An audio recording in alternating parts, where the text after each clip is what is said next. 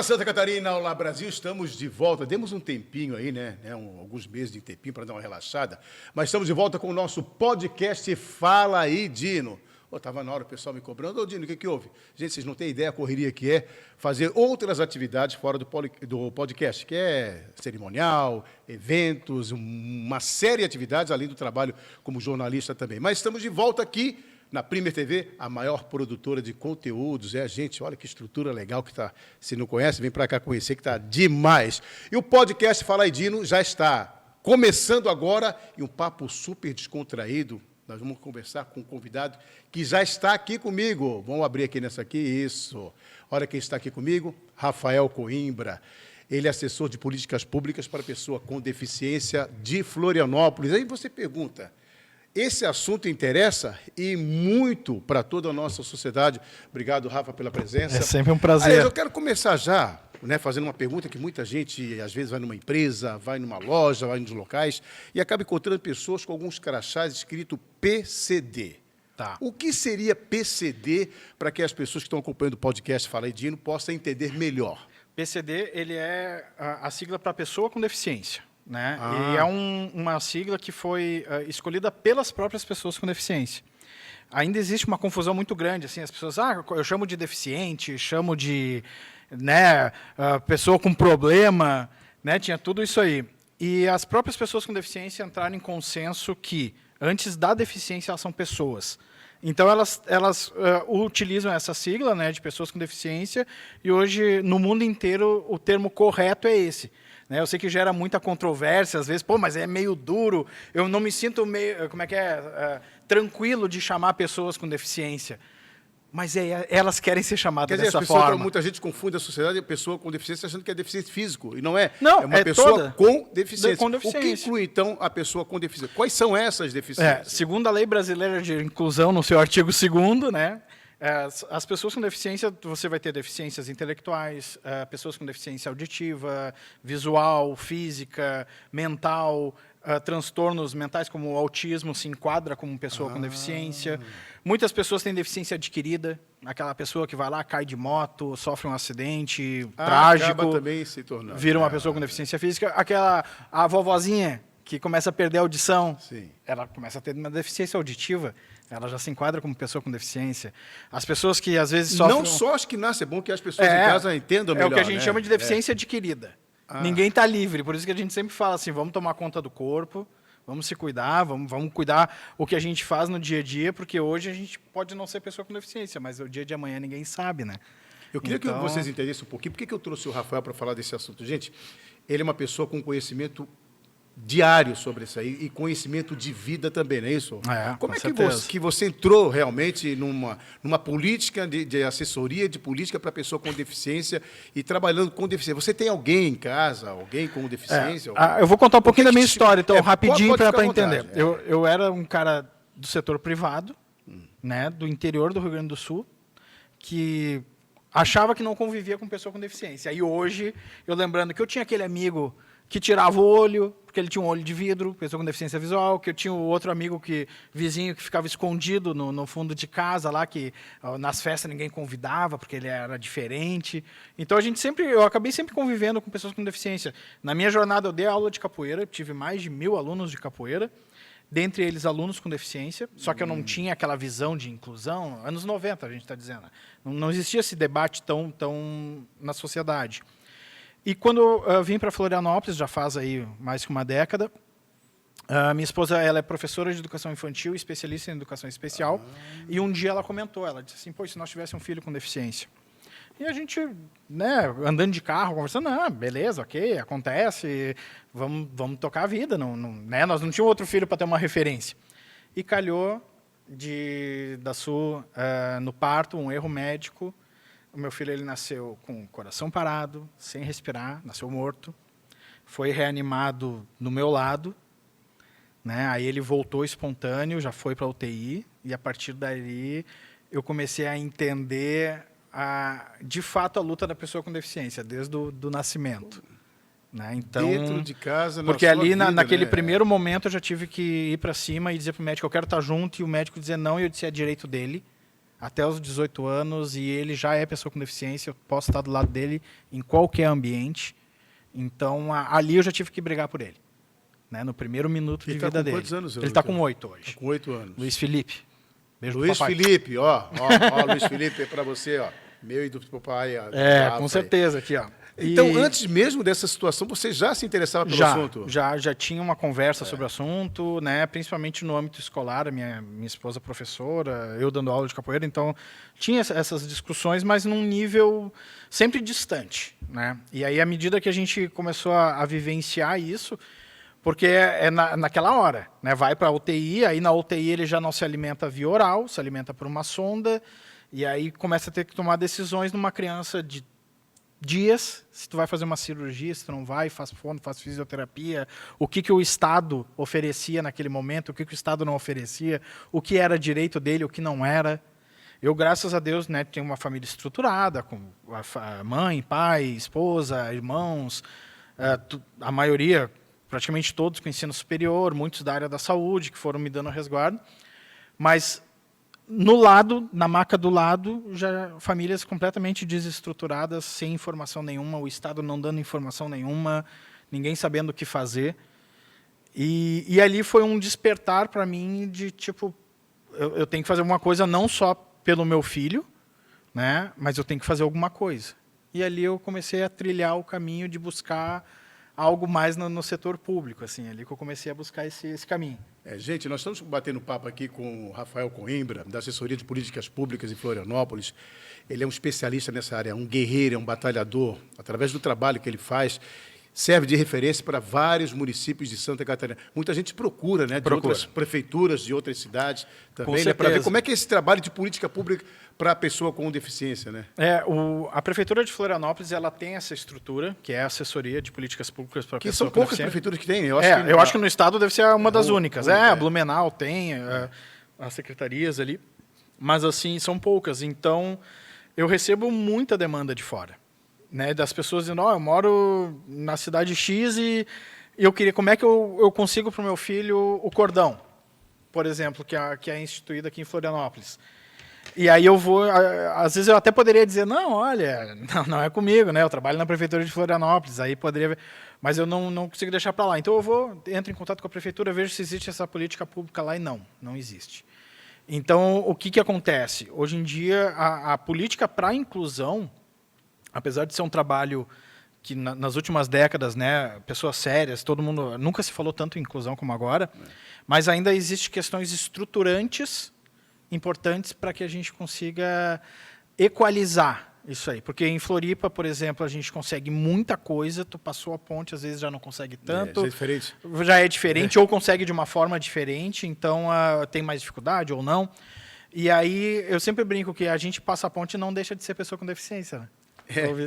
Por isso que muita gente procura o Rafael em Florianópolis, mesmo tu atuando na capital, mas atendendo toda a região da Grande Florianópolis. Você falou do cordão, queria que você explicasse para nós, né? São 2 tipos de cordões, qual o significado de cada um deles, e depois nós vamos continuar falando sobre a inclusão na sociedade. Eu vou até explicar um pouco como é que esse cordão... Pode levantar ele um pouquinho. Como é que ele chegou, como é que ficou aqui para a prefeitura, né? Como é que...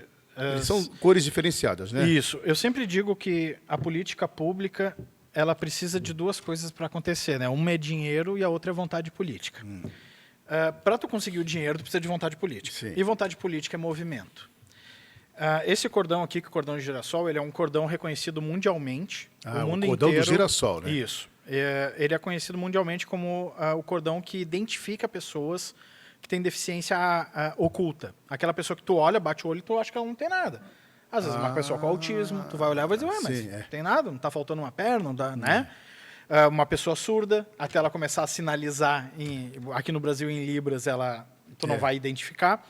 Então, esse cordão, algumas pessoas foram me procurar e dizer, Rafa, eu queria o cordão em Floripa.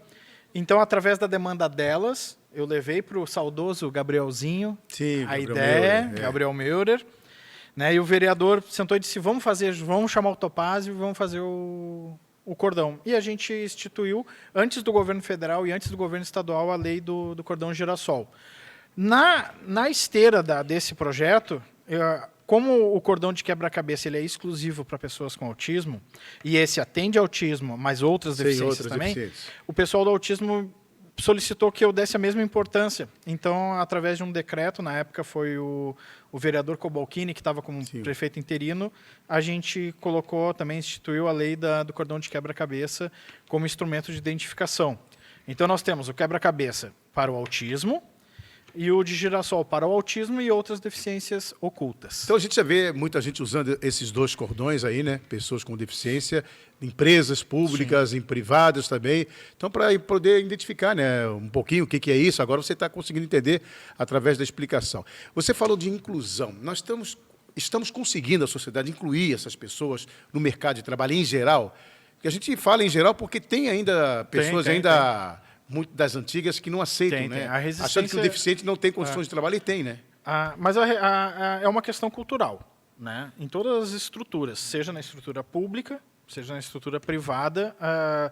Eu sempre brinco que eu sou um otimista, né? Mas eu também eu não me iludo que na minha geração eu vou resolver a inclusão. Né? Mas eu tenho certeza que a gente vai entregar um pouquinho melhor do que a gente recebeu. Eu acho que, assim, hoje, com a escola, com a educação inclusiva, com as empresas, por mais que às vezes só para cumprir a meta ali, a cota, estão contratando. As próximas gerações, talvez daqui a 2, 3 gerações, a inclusão a gente não vai precisar discutir tanto, porque já vai ser natural. Né?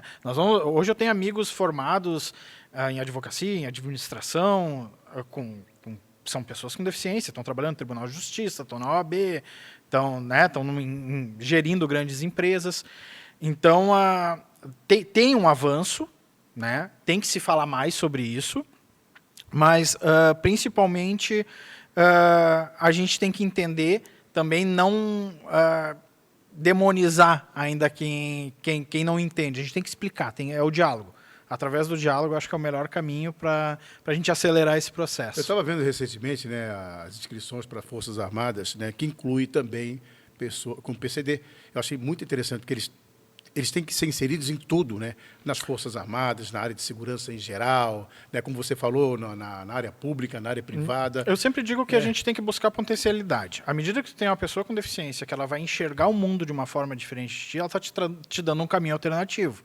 Às vezes a gente, sem deficiência, está focado sempre em resolver os problemas de uma determinada maneira, vem aquele cara e, se tivesse uma pessoa com deficiência aqui, ela já ia olhar essa sala de uma outra maneira, né? Eu olho do alto de um cara de 1,72 m, uma pessoa na cadeira de rodas de 1,20 m, ela vai olhar essa mesa de uma forma diferente, um ângulo, daqui a pouco ela ia dar uma dica de decoração diferente, alguma coisa assim, e ela ia...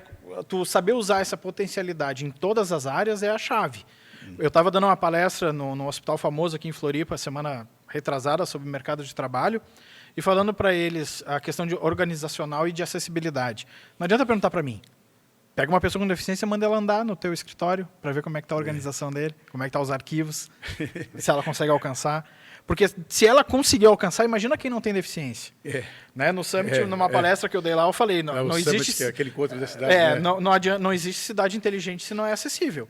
Se ela já é acessível para quem tem dificuldade de mobilidade, imagina o cara sem dificuldade, o que ele vai render nessa cidade. Então, é para todo mundo, inclusão, é para todos Então, a pessoa nós, com deficiência ainda encontra dificuldades. A gente falou do mercado de trabalho, não estou falando no geral. É na rua, nos locais, é no teatro. E ela tem que ter acesso em todos, né? Sim. Até porque o teu trabalho em Florianópolis, a gente viu que tem acesso em tudo. Qualquer evento que aconteça em Florianópolis, o Rafael está lá na frente, está lutando. Tem carnaval? Está lá inserido as pessoas. Tem teatro, tem shows. Tá lá Ano Novo, é Natal, sempre tem um espaço para eles também. E é o que eu te digo, a questão cultural. Já criou cultura. Hoje as pessoas me cobram. É uma das poucas capitais do Brasil, né, que tem e funciona muito bem. E que tem todo ano sem discussão, sempre vai ter. Né? Chega perto de qualquer festa, as pessoas estão me ligando. E aí, como é que eu consigo a pulseirinha para a área PCD? Quantos lugares? Vai ter isso, vai ter aquilo?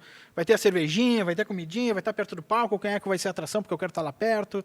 Então, é uma questão cultural. Hoje já é esperado, já está na programação ter esses espaços acessíveis. Óbvio. Teve a Maratona Cultural, por exemplo. A gente fez os espaços acessíveis. Agora também na Maratona? Sim, também na Maratona. Da cidade, né?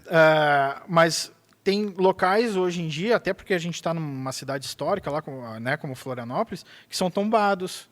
Né? Lugares que a gente não consegue fazer grandes intervenções.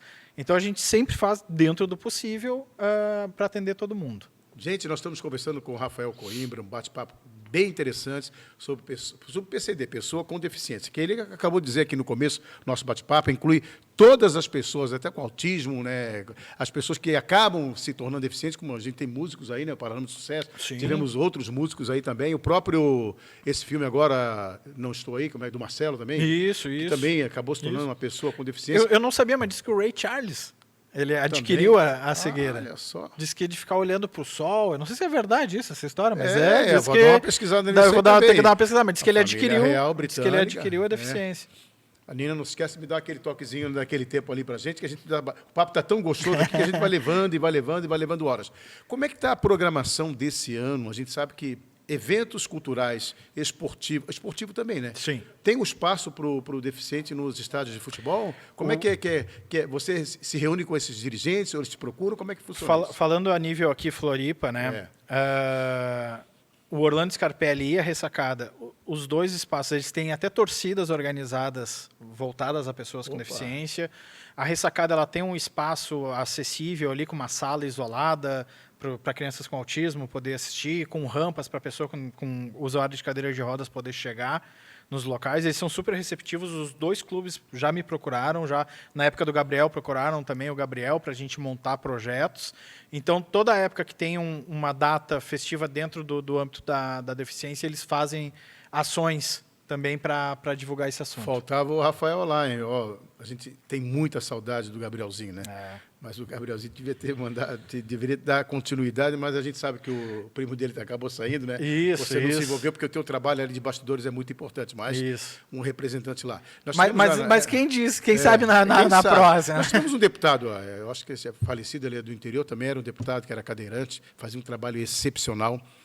E tem eu estava vendo o Fantástico Domingo, né? A gente pode citar aqui uma outra emissora, né? Que eles têm uma repórter, né? Isso. Uma repórter. Eu conheci ela. E ela é fantástica, conteúdo de primeira. Ela faz a matéria assim, sabe? Não só com os deficientes, mas ela faz a matéria geral. Mas a gente vê como os veículos de comunicação importantes também. O Fernando no Esporte Espetacular. O Fernando também, né? A gente vê que em toda a sociedade tem que estar inserido uma pessoa. Pode falar assim, pessoa com PCD? O nome pessoa é com deficiência. Com deficiência. Pessoa que com daí deficiência. inclui tudo aquilo. Para né? diferenciar, porque muita gente confunde às vezes, Associação dos Deficientes Físicos de Florianópolis, que é a FLODEF. Depois Associação. Como ficou essa sigla PCD, já incluiu tudo. É todo mundo. Mas essas associações continuam, eles te procuram? Como é que é feito o contato de vocês? A gente tem um número crescente de associações, né? Hoje em dia a sociedade ela tem evoluído e a rede social tem ajudado muito, então cada grupo, às vezes mais localizado, está buscando a sua representatividade, está montando a sua organização, está buscando a prefeitura, buscando o legislativo lá para se institucionalizar, né?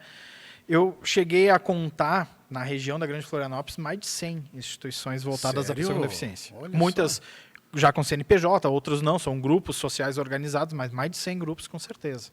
Assim, Esse ano vai ter aquele encontro que vocês fazem, tem um encontro, parece um congresso que sempre realiza, ano passado teve um também, né? Isso, a gente acaba fazendo vários, a gente vai ter agora no maio. Faz setoriais também? Isso, em maio agora a gente vai fazer o Maio Roxo, a gente vai fazer um grande encontro com mães atípicas das mais diversas deficiências, então mãe de pessoa com autismo, mãe de pessoa surda, mãe de pessoa cega, mãe de pessoa cadeirante, mãe de pessoa com fibromialgia, cada uma falando um pouco da sua perspectiva, e o que eu cobrei delas é que no final sai um documento com umas demandas para o poder público trabalhar em cima, ver o que cabe a nós ali, ajudar, auxiliar, para que essas mães, a maioria solo, né, mãe solo, a maioria, para que elas consigam ter mais acesso às políticas públicas. Outro dia teve uma matéria agora, eu acho que foi em Florianópolis, não sei que cidade foi, Florianópolis, ou uma família de fora, parece que tinha uma cadeirante na rua e tudo. Ainda a gente vê e sofre com situações como essa também, né? Que a gente fala, pessoas em situação de rua.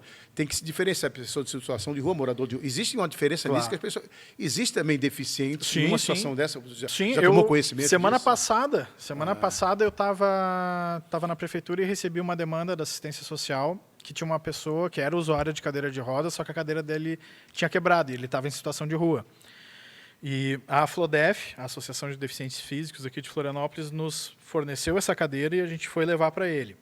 E é tão complexo porque a gente queria levar a cadeira, levar ele para tomar um banho, para se alimentar, Sim, claro. e ele não quis. Não quis. E a gente falou para ele, fica tranquilo, a gente só quer que tu vá tomar um banho, vá se alimentar, a gente não vai... Tu não precisa ficar na passarela, ou não precisa ficar no lugar X ou B. E ele disse, não, eu quero ficar na rua. E aí, Na rua? Na rua.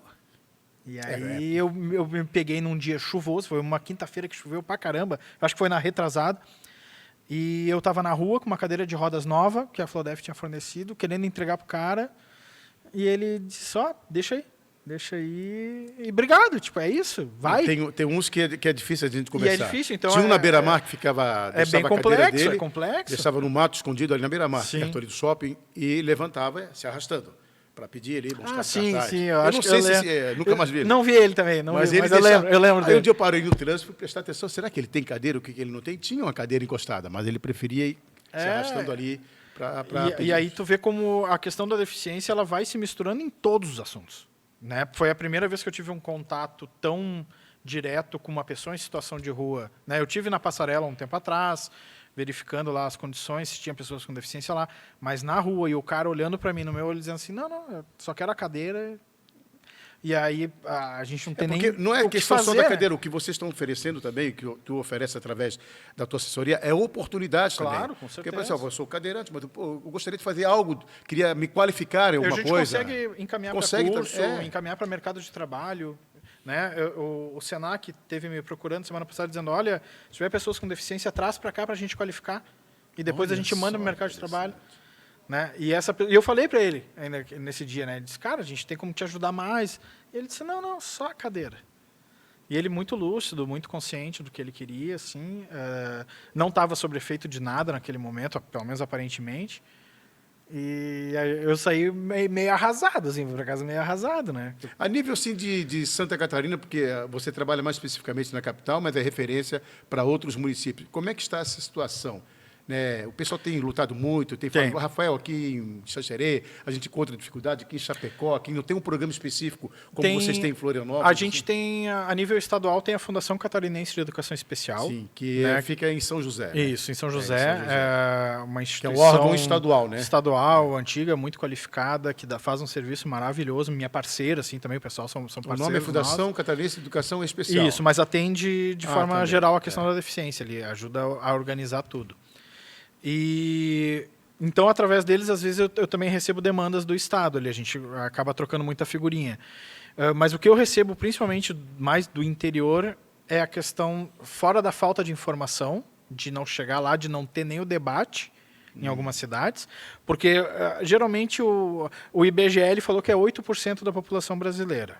Aumentou? Esse é o último dado de 2022? Isso, deu 8%. É 23, né? 23 deu 8, em torno de 8%.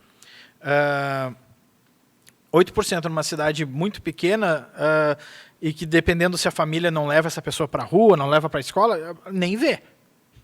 Então, esse debate não acontece naquela cidade. E, às vezes, é uma cidade que não tem nada, que é uma cidade com piso, é paralelepípedo no chão, é chão de terra. Eu vou cobrar como? Eu vou cobrar aquele, né? Porque eu sempre digo assim, eu estando do lado de cada mesa hoje em dia, trabalhando no executivo, a gente vê a dificuldade que é implementar uma política pública. Não é fácil. Não é fácil, envolve questões legais, envolve questões financeiras. Que entra dentro da lei também, né? Tudo tem que estar dentro de uma lei. Né? E quando alguém bate, de repente você encontra essa dificuldade, mas existe a lei, né? Está aqui a lei. A lei diz que tem, né? Sim, a gente grita, a gente briga, né? Eu fui, né, da direção da Paz, sou fundador de associação. E quando eu entrei para o executivo, eu tive a visão de... tenho formação em gestão pública, eu olhei e comecei a ver a dificuldade que é implementar. Não dá para desistir, mas não é fácil. E a questão da cobrança também, eu sempre digo muito assim, quem estiver assistindo aí, quem cobrem da forma correta, usem as ouvidorias, usem os e-mails oficiais. O tempo que tu vai gastar ali xingando no WhatsApp, no Instagram, gasta numa ouvidoria. Porque hoje, verdade, por exemplo, não chega em mim. Alguém tem que estar lá atrás para te ouvir. Com certeza. E você vai encontrar essa porta. E a reclamação tem que chegar de forma qualificada para a gente poder executar. A gente não é o problema de ouvir a reclamação. Só que, por exemplo, eu já fiz stories de bom dia na internet e a pessoa me mandou assim, bom dia, mas minha rua não tem acessibilidade. Só que a pessoa não botou o nome da rua, o bairro. Como é que eu vou ajudar essa pessoa?